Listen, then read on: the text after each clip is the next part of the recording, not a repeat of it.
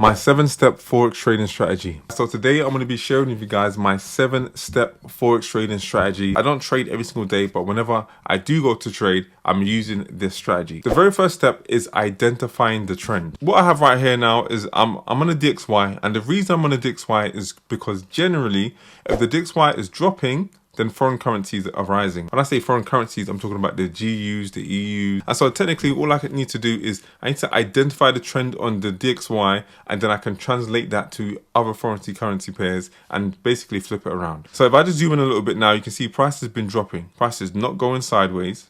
Price is not going higher. Price has been dropping. I've identified a trend. Do you see a clear trend shift? It was rising and now it's dropping. Step number 2 is to identify where you are in that trend. This is a vitally important part, because people are going to think, oh, because price is dropping now, I'm just going to sell. You need to know where you are in that trend.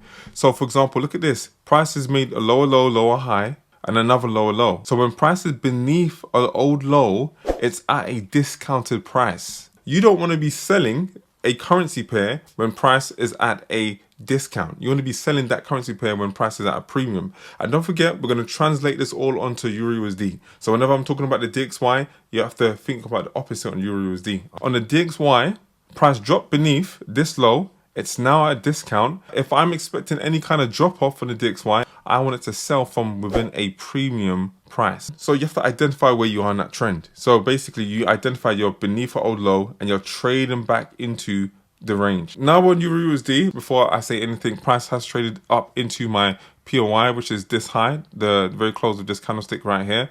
It's done that now, and here is when you can expect price to turn around. The third step is to identify a point of interest. If I just zoom in now, you can see price has dropped to run out this liquidity beneath this low. There's an inefficiency here, or a fair value gap over here, and I'm always going to be bearish until we take out this high. This is my POI on a weekly time frame. Imbalance from this kind of 6-week low to this one's high. We're going to expand that out to the right now. So that's our weekly imbalance. We're going to go ahead and refine that to the daily time frame now. So you can see on the daily time frame, this is what we're looking at now. And so within this area here, I see a little gap in here. We're still looking at that POI now.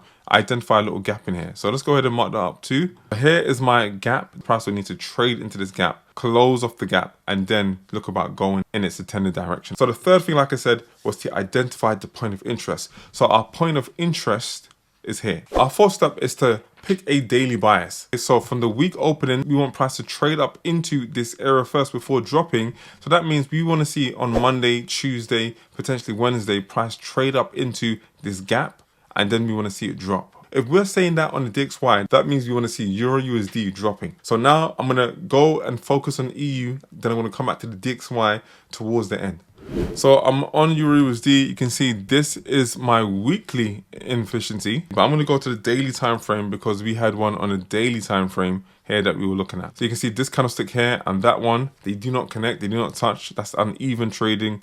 Only buy side is being offered to the market. We need that sell side being offered to the market. And so we're going to anticipate price dropping into this area of inefficiency next week. So now for EURUSD, this is my area of inefficiency. And whenever it comes to imbalances, you're looking at the high, the 50%, and then you're looking at the full fill. So we've identified the POI, and the reason we're looking at 50% and the full fill is because the DXY needs to trade up into the gap. That's according to my POI and according to my bias. I need the DXY to trade up into the gap to fill in the gap. And so that means EURUSD on the flip side, we will need EURUSD to drop. The stronger trades are going to be coming from sells on the EU rather than the buys. Step number 5 is waiting for some kind of liquidity to be taken. And so technically, if we are of the selling mindset, we want to see some buy side liquidity taken first before price drops. I'm going to go down to the 50-minute time frame and hit play. So here you can see on Friday, this is our Friday high. And so you know there's going to be liquidity above this high here. There's going to be buy stops. And if you guys want to know more about the whole buy stops, you can check out my last video. I went into detail on liquidity and taking TP. So anyway, guys, there's going to be buy stops above this high. So you know on Monday, you can be anticipating price running out the buy stops. And yes, you can get into that move too, but we're not talking about that. Watch my last video for that. But anticipate price running out the buy stops, taking out the buy side liquidity. And then once it does that, then you can anticipate the drop. I'm going to go ahead and hit play. So you can see Monday opens up, you get Asia, Look at that, guys. We're moving too fast. I'm going to bring it back just a little bit. I'm going to go down to the 50-minute time frame. Now, this is the 50-minute time frame. You guys know I was in this move. I showed it to you in my last video. We run above the Friday's highs. We take those buy stops. So now, on Monday, after we take these buy stops, look what happens after that. Price then crashes to the downside. So I wasn't able to catch this move. But look where we crashed to, though. We crashed to 50% of that imbalance. Let's go ahead and bring this in just a little bit. Let's bring it right here. Don't forget, we're still talking about the taking of liquidity. 50% of that daily imbalance gets traded to after taking out the previous day's highs, that buy stops above this high. So I wasn't able to capitalize on this move, but this is the key thing. Where is your potential POI? You guys saw in the DXY, it was to fill in that gap. I don't want to keep on switching between the two charts, but at this time, when price did this drop, the DXY had not been at the gap yet. So our POI was still intact. Nothing had changed. The game plan is still the same. Monday would have been a day where you've missed Monday's play. And generally, when price makes a huge move to the downside like this, it's generally trying to get to somewhere quite quickly. But we know where price is trying to get to on the DXY. It's trying to fill in that gap. We're still staying in line with that POI. Price is doing what we want it to do. All right, let's hit play. I'm going to take it into the next day. So now we're in 2 days price action. This is when I'm fully focused on trying to catch sells. Like I said, the DXY still hasn't gotten to that point of interest yet. I'm on the DXY. You can see this is Monday, and this gray shaded area here. Let's go to the 1 hour time frame real quick. The gray shaded area is the daily imbalance on the DXY. We also have the gap that we identified as well. I've done this on a different chart because I don't want to keep on messing up my other chart. But anyway, guys, look, imbalance here, and there's the gap. You can see Monday we trade towards it, so you know you're in the right direction. And don't forget, we're looking for price to rise up in here and then potentially drop. The push up here, we don't get to the gap. We come back in, down close candle play, and then we push up again.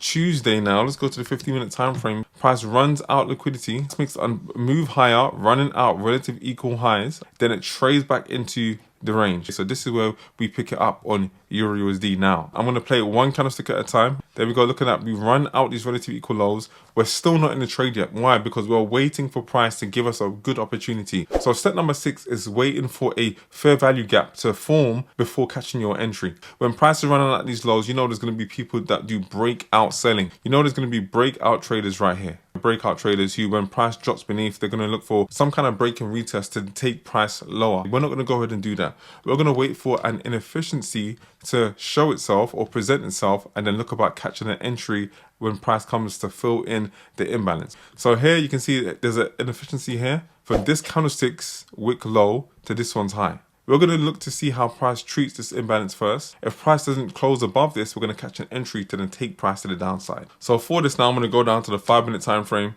So this is our inefficiency. You can see it clearly. I'm going to hit play a few times, see how they treat the imbalance. You can see, look, they just come and poke its nose above. That's cool, that's fine, but look at how they close. They don't close above this imbalance here. That's a sign that price wants to drop to the downside. I'm going to hit play one more time.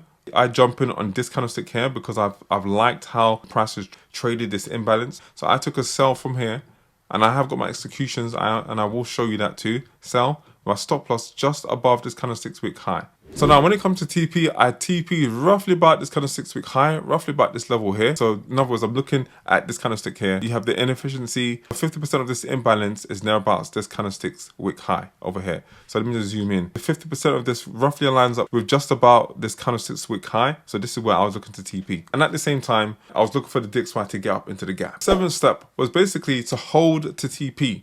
Because if you know price is moving towards the gap on the DXY, then you know Euro USD is going to continue to drop. You shouldn't be stressing about any kind of reversals or any kind of retracements. Price is going to that level. It's all about keeping cool, keeping calm, and not swaying from what you see. Because price is moving in your direction. So why would you try to talk yourself out of it? Let's go ahead and hit play.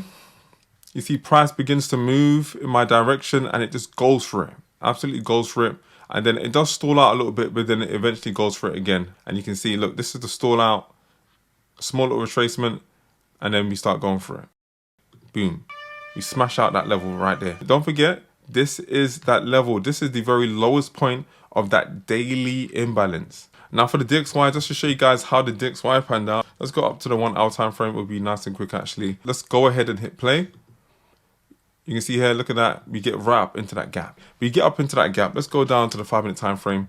We get up into this gap here on this kind of stick at 210.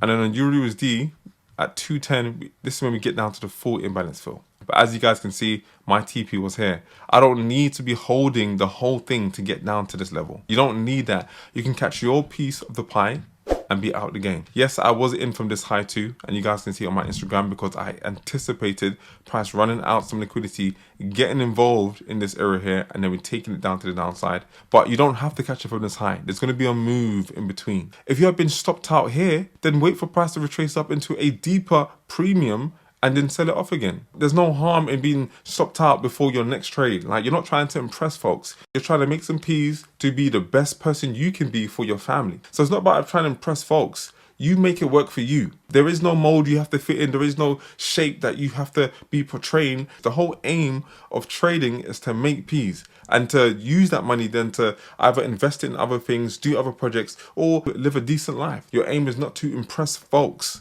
I can't stress that enough. So now I'm going to go ahead and show you guys my executions on this trade. So settings, executions. There we go. You can see I entered here. This is why I entered right in here. I took my TP when price smashed through this level right here.